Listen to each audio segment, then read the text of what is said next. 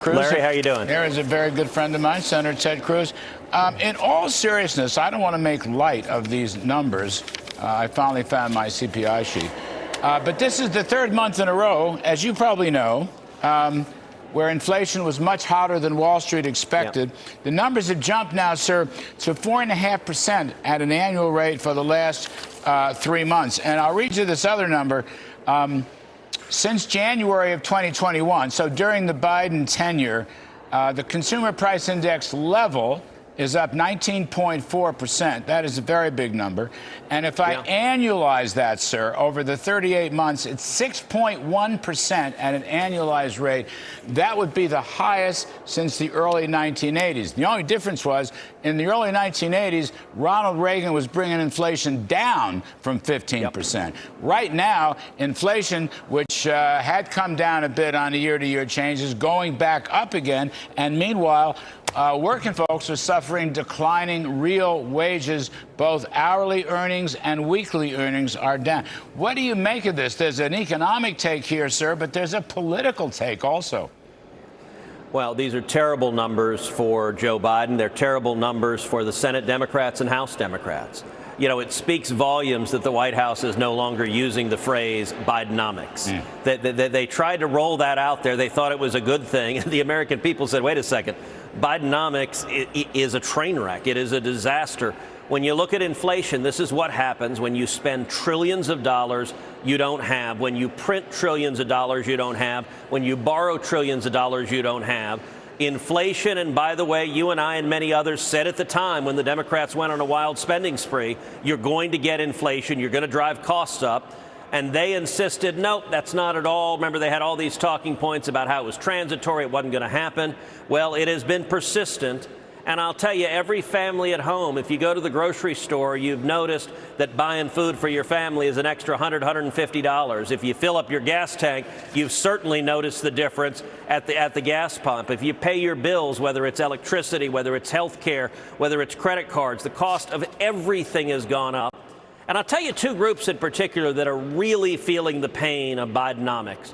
One is seniors, those on fixed incomes, who are discovering that their costs, their everyday monthly costs are going up and up and up, and their incomes aren't keeping pace. And it's really hurting seniors badly.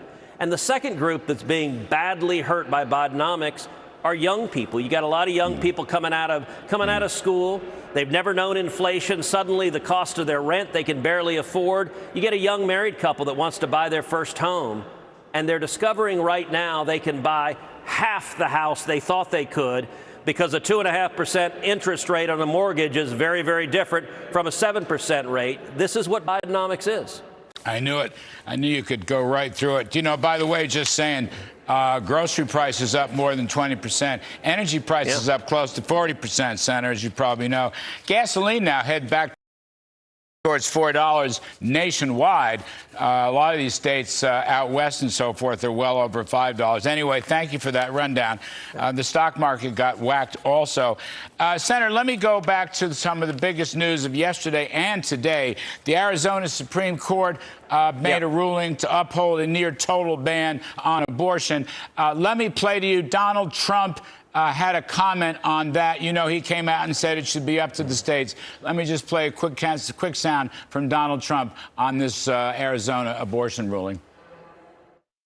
Thank you, sir. Mr. President, did Arizona go too far? Did Arizona go too far? Yeah, they did, and that'll be straightened out. And as you know, it's all about states' rights. That'll be straightened out. And I'm sure that the governor and everybody else are going to bring it back into reason, and that will be taken care of, I think, very quickly. All right, Senator Cruz, two questions. Number one, do you agree with Mr. Trump that Arizona went too far? And secondly, do you agree with Mr. Trump's new generic position, which he announced Monday, that essentially Arizona is a states' rights, abortion is a states' rights issue? Well, listen, on the first question, I think that's a question for the voters of Arizona to decide. And I have been saying for a long time that issues like abortion, and this is what the Supreme Court said in the Dobbs decision, Those are issues on which people of good faith disagree, and disagree strongly, passionately. It's a very personal and emotional issue. I'm pro-life. There are many people who are passionately pro-life, many people who are passionately pro-choice. And what the Supreme Court said is on issues like that, the Constitution leaves it to the voters to decide. It shouldn't be 9 unelected judges issuing an edict for the country. Rather, every voter should decide. And what that means right now is in bright blue states, in states like New York and California, you continue to have essentially unlimited abortion on demand. In redder states, you get more meaningful restrictions, and the particular place the line is drawn, what the nature of those restrictions are, varies depending on the values and the mores of the citizens of those states. And so this decision from the Arizona Supreme Court is not going to be the last word on the topic. The voters in Arizona are going to decide. The governor in Arizona has already called for legislation. I could certainly see the Arizona legislature acting to decide what the rules should be in the state of Arizona. And that's when our framers wrote the Constitution, that's what they envisioned, that on issues where we've got sharp disagreements like this, it ought to be democracy making the decision, not a decree from on high. So basically, you think Republicans, I'm just thinking about Republicans now, will fall in behind Mr. Trump's view that the states should decide as per the Dobbs decision by the Supreme Court?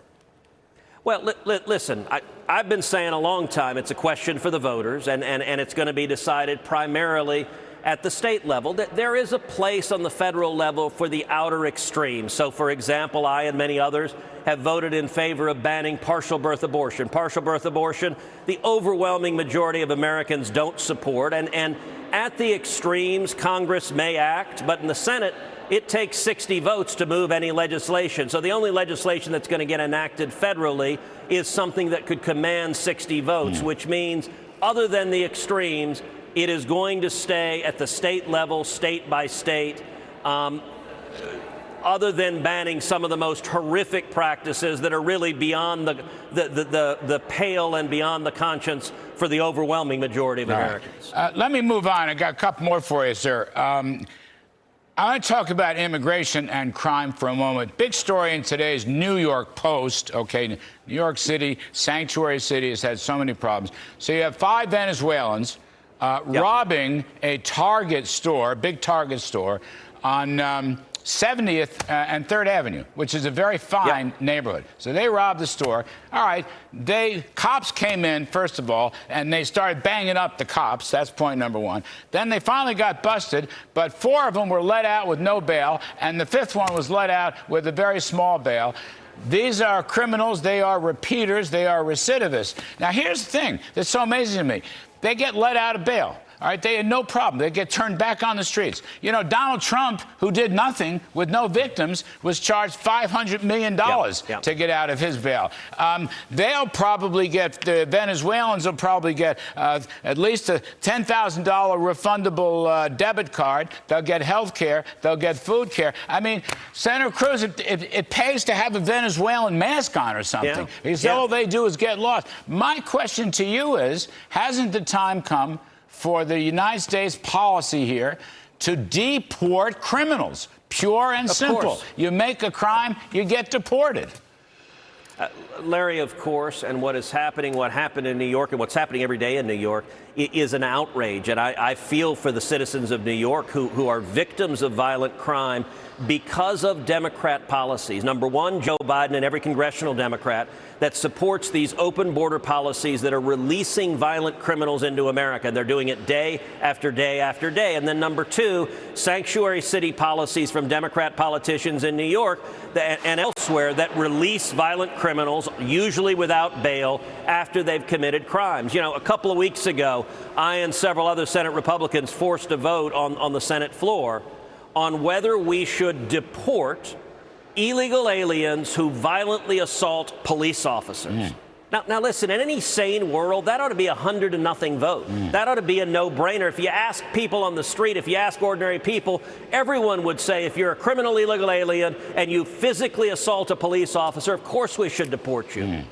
Every single Senate Democrat voted no, a straight party line vote. Wow. This is where today's Democrat Party is that given a choice between protecting you, the citizen, or standing with the violent criminal. They side with the criminals, and it's making our streets much more dangerous. Yes, sir. Last one I want to get to. I don't understand what part of the Supreme Court decision, which was made in English, as you know, the Supreme Court typically put their decisions out in the English language. What part of this language does President Biden not understand as he now attempts to cancel student loan, a ticket, Senator, that could come to $500 billion cost, a $500 billion cost if he gets his way. Can you explain this to me? There's a Constitution, there's the Supreme Court, they write in English, they couldn't be clear that he does not have the authority, and yet there he goes again. Senator Cruz, you're a scholar, you're a legal scholar, you're a Supreme Court clerk, et cetera, what don't they understand? Look, he understands perfectly what the court said. He just doesn't care, and this administration doesn't care. This decision is a trifecta. It's doing three things at once. Number one, blue-collar workers, working-class men and women. The most consequential political shift of the last decade is the Republican Party has become a blue-collar party. We are the party of truck drivers and steel workers and cops and firefighters and waiters and waitresses and everyone with calluses on their hands who works. The Democrat Party has abandoned blue-collar workers, has abandoned working men and women. And what this decision is doing is robbing blue-collar workers. If you're a truck driver, if you're a waitress, what Biden is saying is we're going to take money from you. We're going to take money from you either in the form of higher taxes or we're going to borrow and make you pay off that debt. But either way, they're taking it from you to pay off the debts of a bunch of woke gender studies majors because that's who the Democrat Party listens to. That's number one. They are screwing blue-collar workers. Number two, this decision, as you noted, is utterly lawless. The Supreme Court struck it down. The Biden White House knows what they're doing is lawless. You can't give away $500 billion or $1 trillion without Congress passing legislation. They don't care. They know it's lawless. They're doing it anyway. And number three, they are selling young people a bill of goods. Joe Biden's doing this for the same reason he did it 2 years ago, to try to buy votes, to convince young people, look, I'm giving you free stuff. But here's the thing.